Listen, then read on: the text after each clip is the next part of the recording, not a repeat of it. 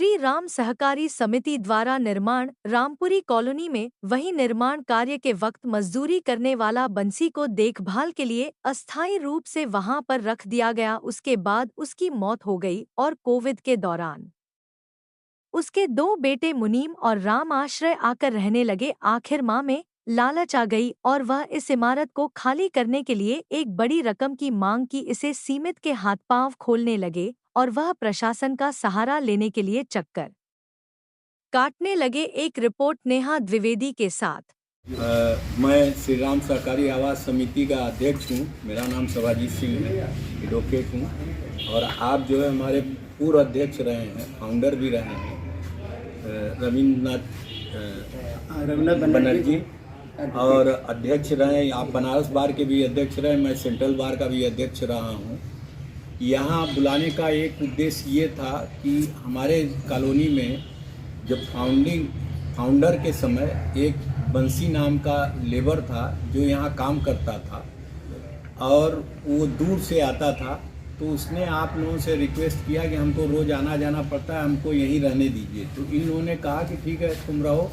तो जो भी खाली प्लाट होता था उसमें वो अपना झोपड़ी बना के रहता था। फिर वो प्लाट अगर कोई प्लाट होल्डर खरीदता था, आवंटित होता था, तो दूसरे में उसको शिफ्ट कर दिया जाता था। इस तरह करते करते ये लास्ट में कोविड के समय में वो उसको जो है एक प्लाट ये हुआ कि अब ये प्लाट खाली है, इसमें तुम रहो।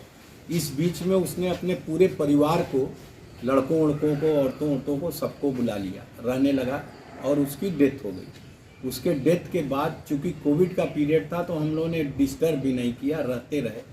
इस बीच में उन सबों ने टीन सेट बना लिया, 2-3 टीन सेट बना लिया।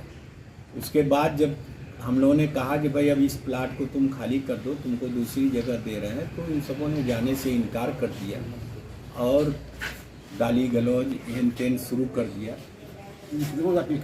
मुकदमा भी उसने किया। इस बीच में हम लोगों ने FIR किया और FIR करने के बाद उसका हवाला इसमें है। मुकदमा हमने किया 459 धारा सन 23, 147, 447, 504, 506 IPC में 8 लोगों के खिलाफ हम लोगों ने मुकदमा किया कि ये ज़मीन कब्जा कर रहे हैं, इनसे खाली कराया जाए और खाली करा के हमको दिया जाए। इस बीच में जब मुकदमा दाखिल कर दिया गया तो कुछ लोग आए, लोगों ने कहा गरीब आदमी है, समिति से कहिए कुछ इनकी मदद कर दें, ये सब चले जाए।